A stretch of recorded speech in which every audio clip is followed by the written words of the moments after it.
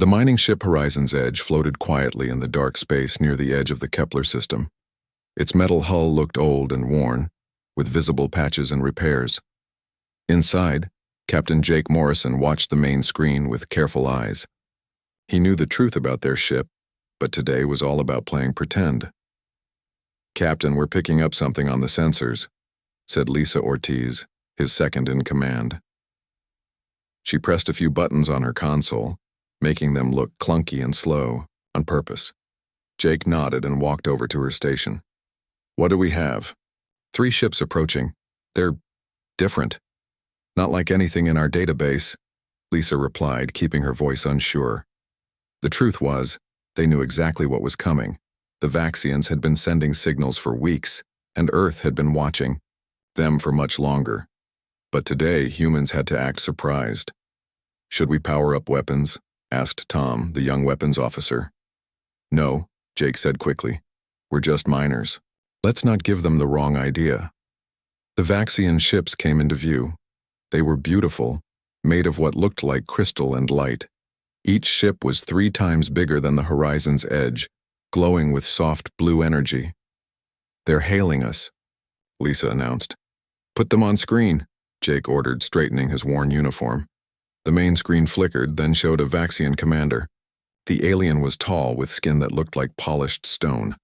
Its eyes glowed with inner light, and when it spoke, the voice sounded like music. "Unknown vessel, identify yourselves," the Vaxian said. Jake stepped forward. "This is Captain Jake Morrison of the Earth mining ship Horizon's Edge. We're just out here looking for minerals. We mean no harm." The Vaxian tilted its head. "Earth? We have not heard of your species. You travel far from home in such a simple vessel." Jake forced a nervous laugh. "Well, it gets us where we need to go. Mostly." Behind him, Lisa secretly adjusted the ship's power output to look weaker. The Horizon's Edge could destroy all 3 Vaxian ships in seconds, but that wasn't the plan. "Your technology appears primitive," the Vaxian continued. "How do you survive the dangers of space?" "Carefully," Jake replied with a smile. "And with a lot of duct tape." The Vaxian's glowing eyes narrowed. "We are the Vaxian Empire. This sector belongs to us. Why are you here?" Jake spread his hands in a peaceful gesture. "We didn't know anyone. Claim this area. We're just looking for iron and copper. If we're trespassing, we'll leave right away."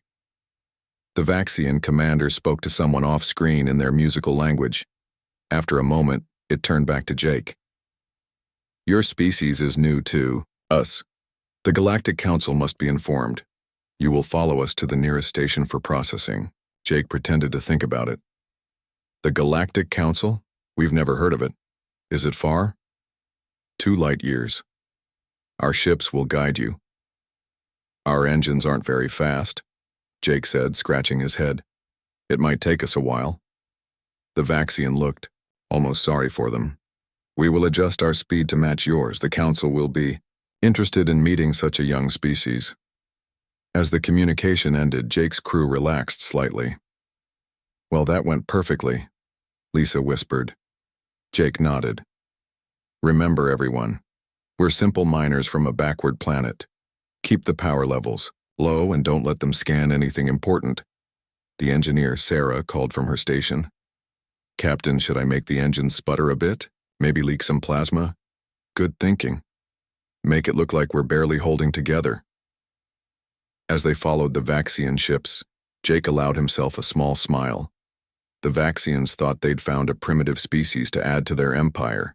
They had no idea that humans had been watching them for centuries, that Earth's true technology could bend reality itself.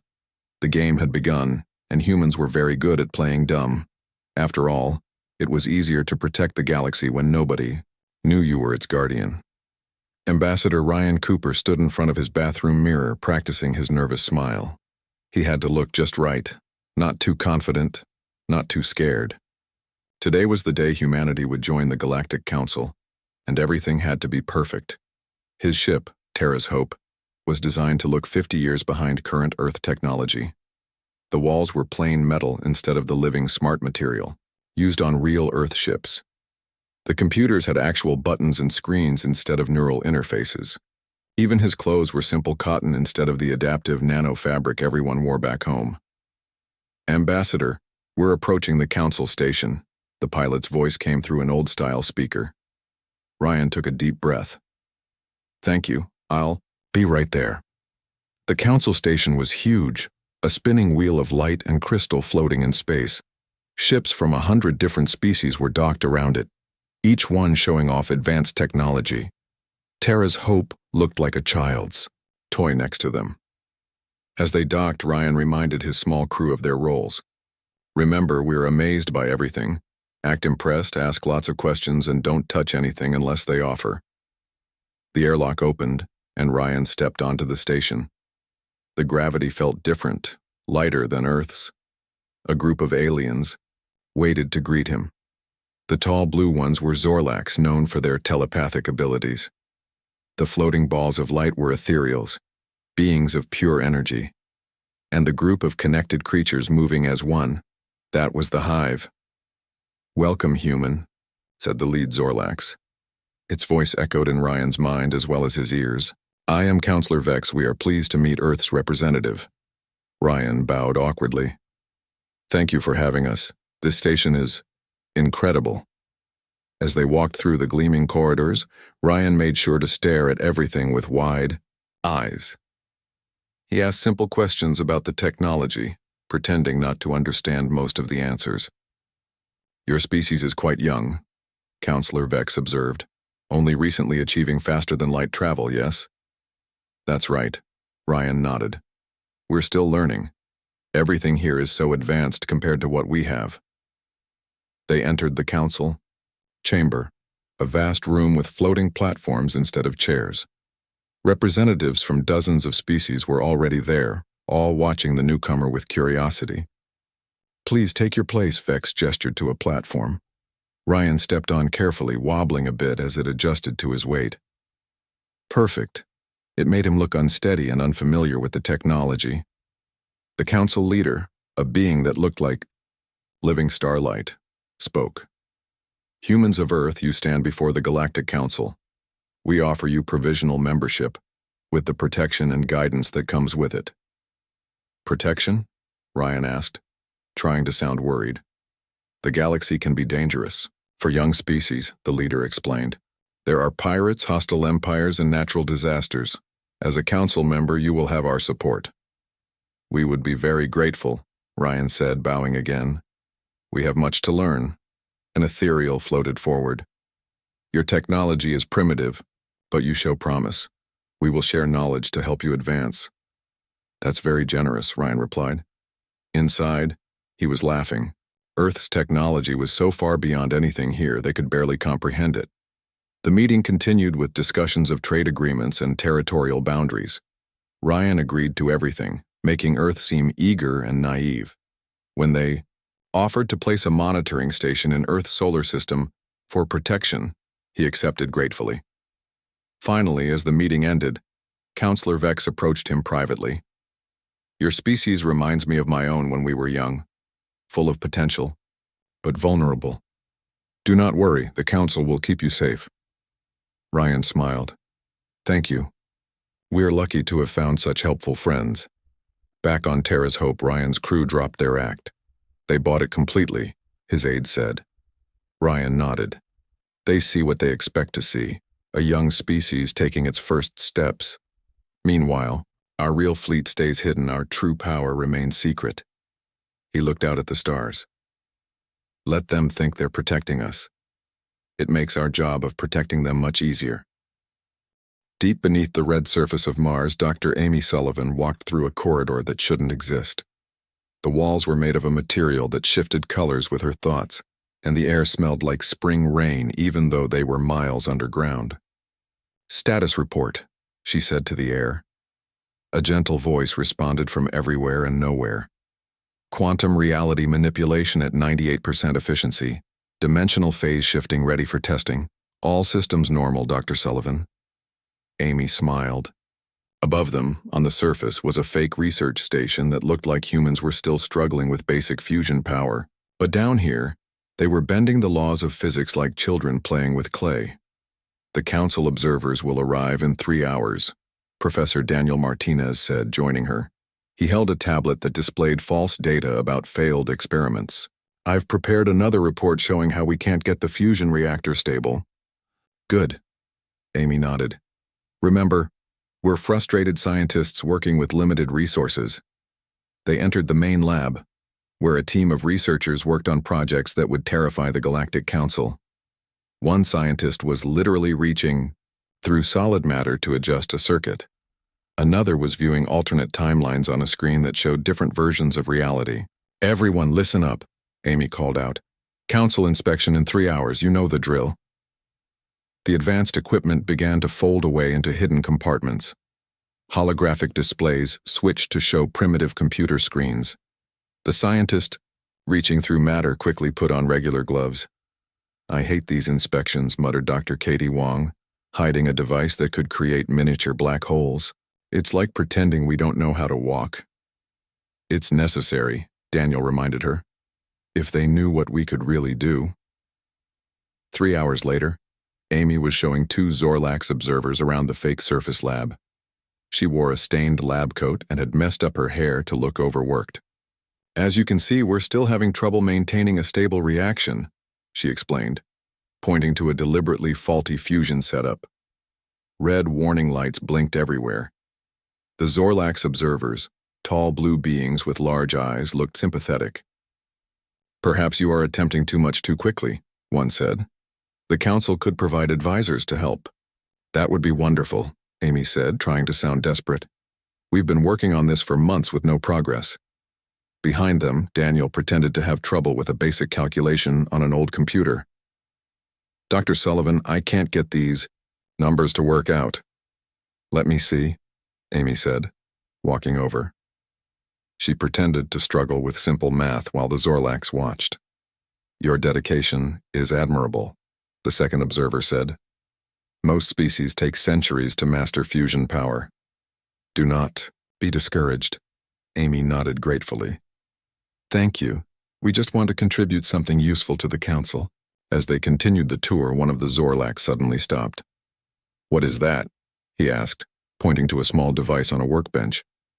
Amy's heart skipped a beat. It was a reality anchor, a device that kept their true technology hidden from scans. If the Zorlax examined it closely... Oh, that? Daniel jumped in quickly. That's our coffee maker. It doesn't work very well.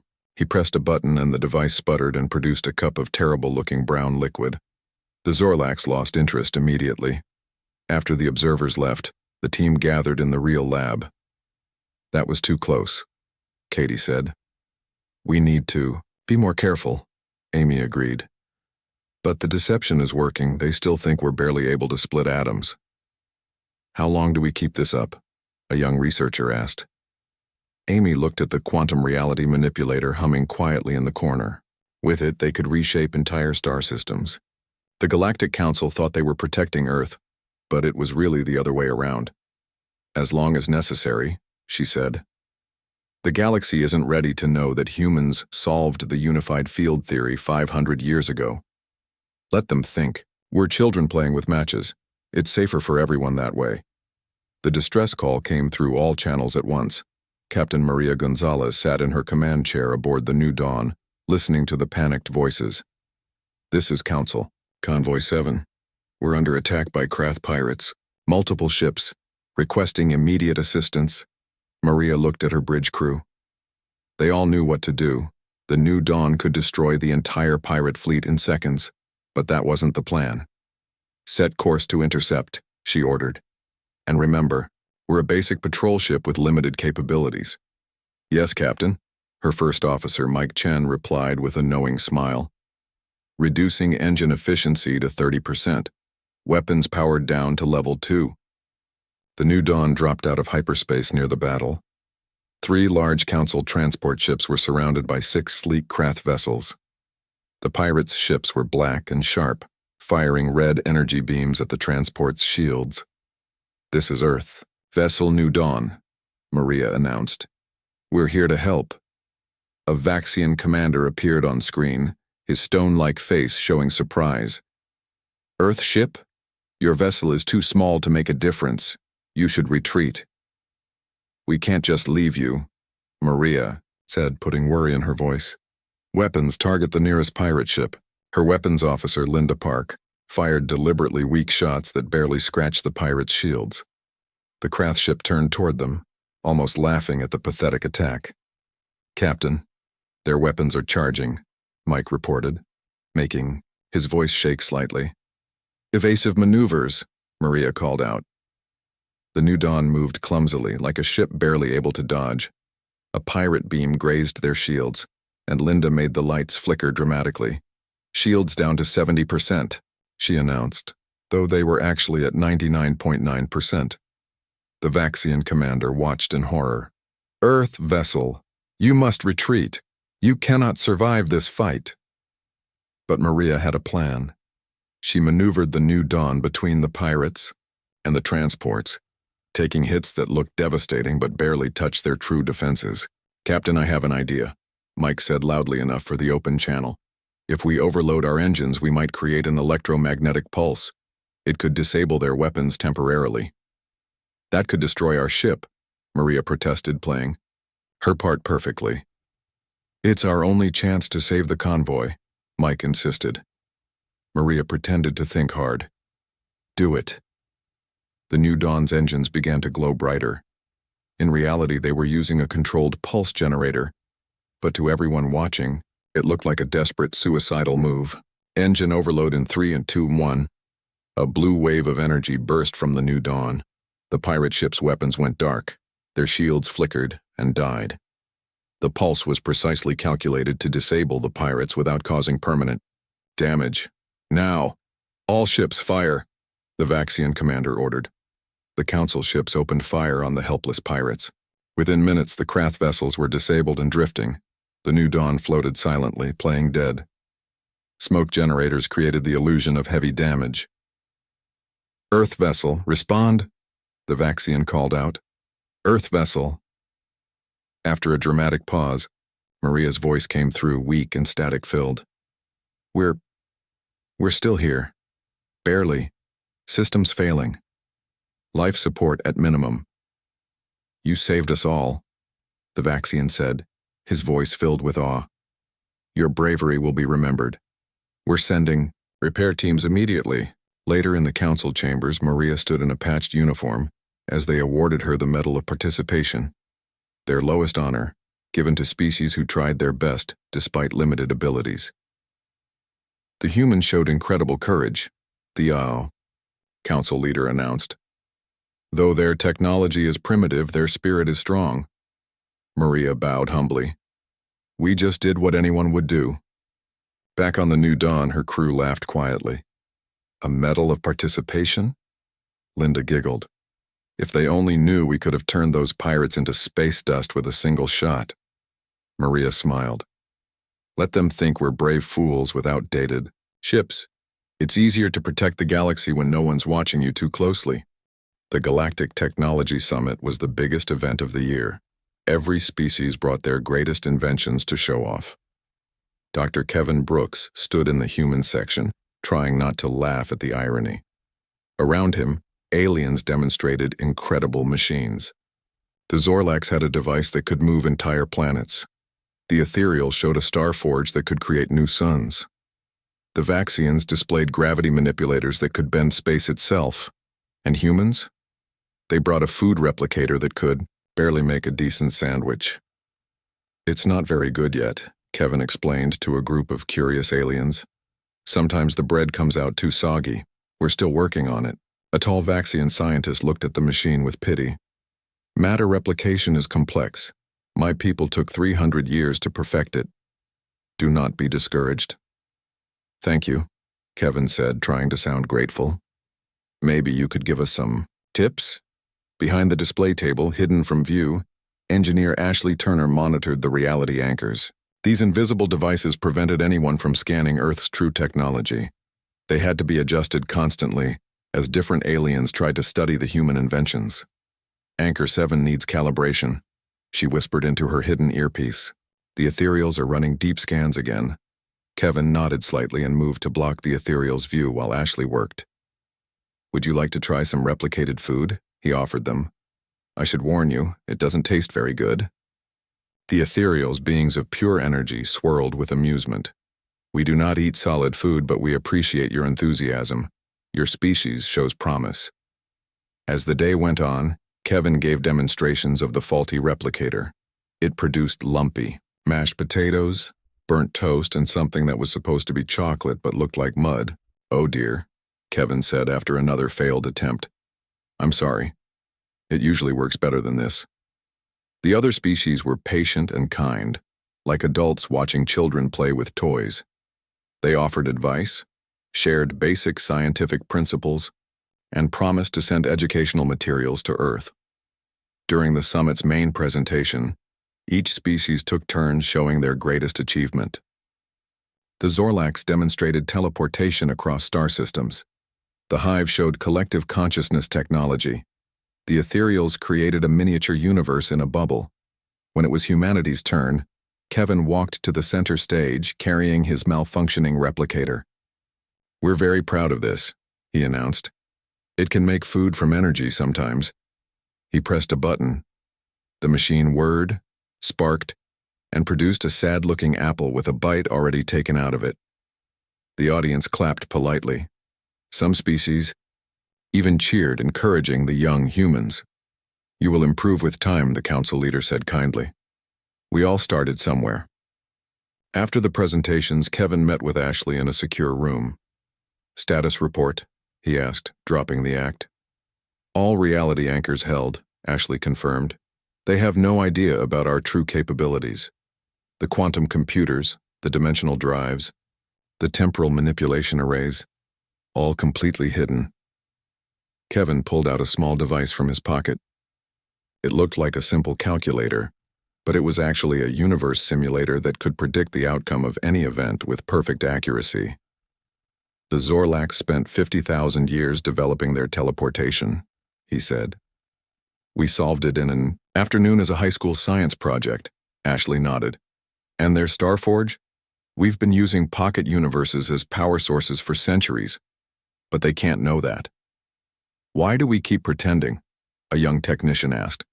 "We could help them advance faster." Kevin shook his head. "Because power revealed too soon breeds fear and resentment. They need to see us as equals, not as gods. When the time is right, when they're ready, we'll show them the truth."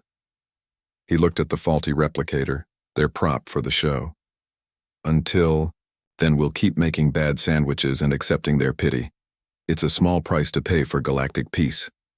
The alarms screamed across every frequency. Commander Brad Nelson stood on the bridge of Earth's defense station, watching the impossible happen. The void wraiths had arrived. These creatures came from another dimension, beings of pure darkness that ate energy itself. They appeared as holes in space surrounded by writhing shadows. Nothing in the known galaxy could stop them. "Commander, we're receiving emergency broadcasts from the Council," his communications officer reported. "They're calling all ships to the Nexus Point for a last stand." Brad nodded grimly. "Send our response. Tell them Earth's fleet will be there." The Galactic Council had gathered every warship they had. Hundreds of vessels from dozens of species formed a defensive line in space. The most advanced weapons in the galaxy pointed at the approaching darkness. The Council leader's voice echoed through all channels. "Today we face extinction. The void wraiths consume everything they touch. Our weapons barely slow them down." Earth's fleet arrived last as planned. 20 old-looking ships joined the formation. To the other species, they looked like antiques, held together with hope and duct tape. "Earth vessels," the Vaxian admiral called out. "Your bravery honors us, but you should withdraw. Your ships cannot survive this battle." Brad responded with fake determination in his voice. "We won't abandon our allies. Earth stands with the Council." The other commanders spoke among themselves, moved by humanity's foolish courage. They believed Earth was committing suicide to buy time for others to escape. The void wraiths attacked like a wave of hungry darkness. Council ships fired their best weapons: antimatter beams, singularity bombs, quantum disruptors. The wraiths absorbed everything, growing larger with each attack. They're feeding on our weapons. A Zorlax captain screamed as his ship was swallowed by shadow. The Earth ships moved forward, looking small and fragile against the cosmic horror. Brad gave his orders carefully. All ships, prepare for standard attack pattern. Make it look good. His fleet fired conventional missiles and laser beams, weapons so primitive they made the aliens wince. As expected, the attacks did nothing. The wraiths swept through the Council's lines, consuming ship after ship. Earth vessels, retreat, the Council leader begged. Save yourselves while you can. Negative, Brad replied. We're going to try. Something desperate. We'll overload our reactors and ram them. The aliens watched in horror as Earth's ships accelerated toward certain death. Some commanders saluted. Others turned away, unable to watch the sacrifice. But Brad was watching his hidden displays. Earth's true defense grid was powering up, completely invisible to everyone else. Weapons that could rewrite reality itself locked onto the wraiths. Sir, the grid is ready, his tactical officer whispered. Waiting for your command. Not yet, Brad said. Let them get closer. We need this to look like a miracle, not a revelation. The wraiths reached the first Earth ship, shadows wrapped around it ready to feed. That's when Brad smiled. Now. In his private command center, fingers danced across controls that shouldn't exist. The true power of Earth began to wake up. The Council members watched their screens in despair. Earth's ships were seconds from destruction. The brave, foolish humans were about to die for nothing. Then the universe changed. Space itself seemed to ripple. The darkness of the void wraiths began to twist and warp. They screamed in frequencies that drove lesser species mad. What's happening? The Council leader gasped. Brad kept his voice confused. I don't know. Our reactors are doing something strange. The readings don't make sense. The truth was, Earth's hidden weapons were unmaking the wraiths at a fundamental level, erasing them from existence. But to everyone watching, it looked like a desperate suicide attack had somehow triggered an impossible reaction. The void wraiths writhed in agony as reality rejected them. One by one, they dissolved into nothing. When the last wraith vanished, silence filled the communication channels. Brad waited, then spoke with fake amazement. Did we win? Captain Emma Watson stood on the bridge of the Starlight Dream, watching the Council ships celebrate their miraculous victory.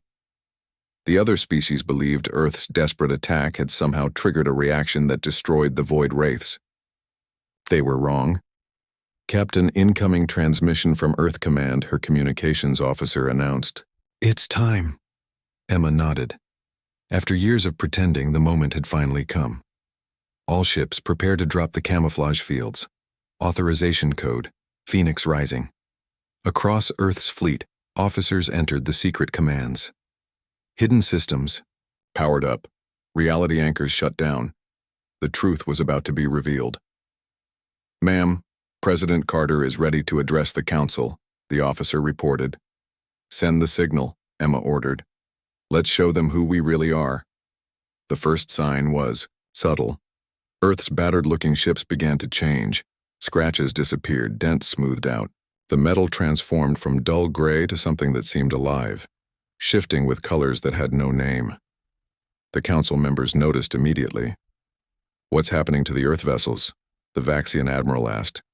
Then Earth itself dropped its disguise. The planet had looked normal from space.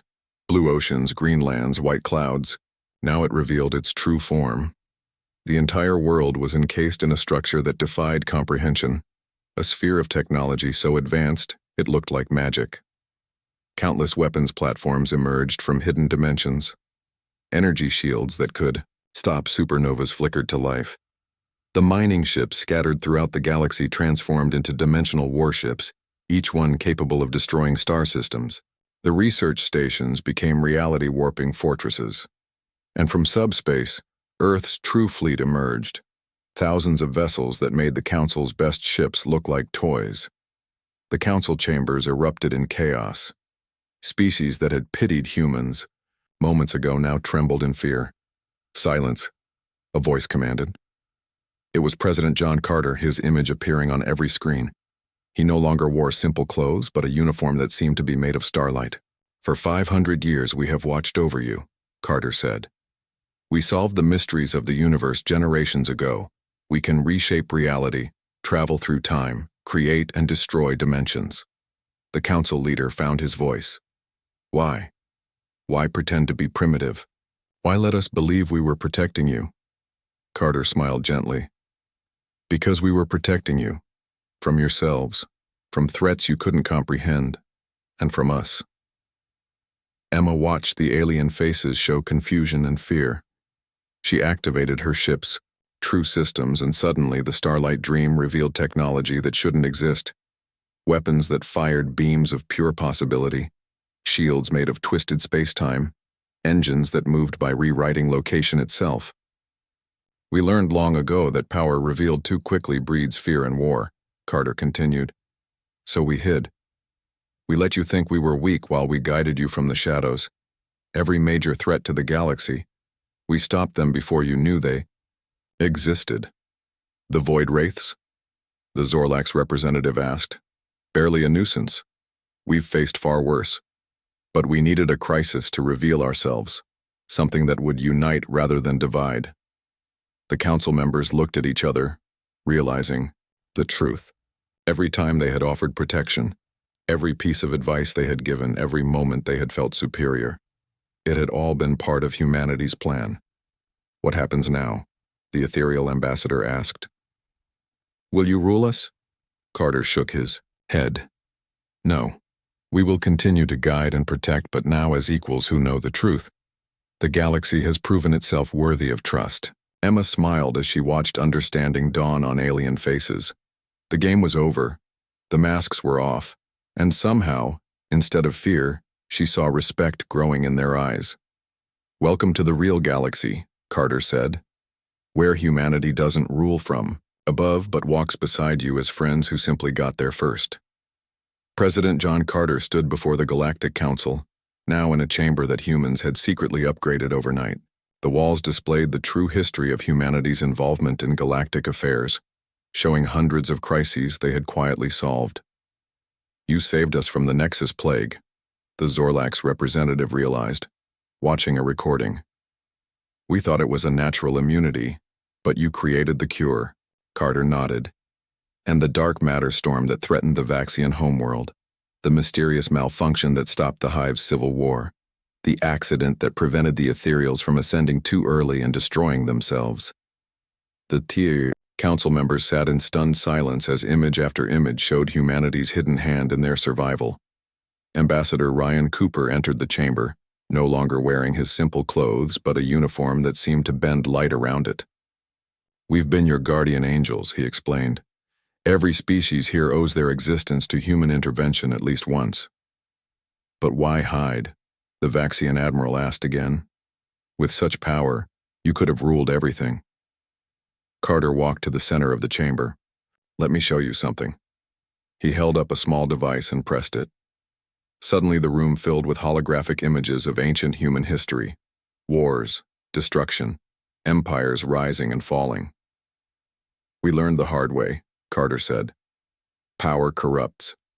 Absolute power corrupts absolutely. We nearly destroyed ourselves multiple times before we understood this truth." Dr. Amy Sullivan joined them, her lab coat replaced by robes that seemed to shift between dimensions. "When we finally unified and reached the stars, we found younger species making our same mistakes. We could have conquered them, but instead, we chose to guide them. The council itself," Carter continued, "was our idea. We subtly influenced your first meetings, guided your laws, helped you form alliances. We wanted you to grow together, to learn cooperation instead of domination." The ethereal ambassador floated forward. "So everything we are, everything we've achieved, is still yours," Carter assured them. "We never controlled you. We just prevented extinction-level mistakes. Your cultures, your achievements, your growth, all genuine." Captain Maria Gonzalez entered with several other human officers. "The pirate attacks, the border disputes, the resource conflicts, we let those happen. Struggle builds strength. We only intervened when species faced total destruction. The council leader stood up. What happens now? Do you reveal yourselves to all species? Carter shook his head. No. Most aren't ready. We'll work with the council, openly now, but to the younger species, we'll remain the lucky humans who somehow survived the void wraiths. And if we tell them? A hive representative asked. You won't, Carter smiled. Because now you understand why the deception was necessary, why it's still necessary for others. Over the next few hours, humans shared select technologies with the council, medical advances, defensive systems, and communication devices. But the reality-bending weapons, the time-travel technology, and the dimension-shifting engines remained secret. These gifts come with responsibility, Carter explained. Use them to protect, not to conquer, guide, don't control. That's the price of true advancement. As the meeting ended, the council members filed out, forever changed. They had come believing they were the galaxy's leaders. They left knowing they were still students with humanity as their secret teachers. In the archives, a new section was created. It contained all records of humanity's true history, sealed until the galaxy was ready. The title read, Remember when humans pretended they weren't the most advanced species in the galaxy? Emma Watson stood with President Carter watching the TARS. Do you think they'll follow our example? She asked. Carter smiled. They will, because that's what we've been teaching them all along. True power isn't in what you can take, but in what you choose to give. The greatest civilization isn't the one that conquers, but the one that nurtures. And so the guardianship continued, with humanity walking beside their fellow species, no longer hiding but still protecting, still guiding, still choosing wisdom over power.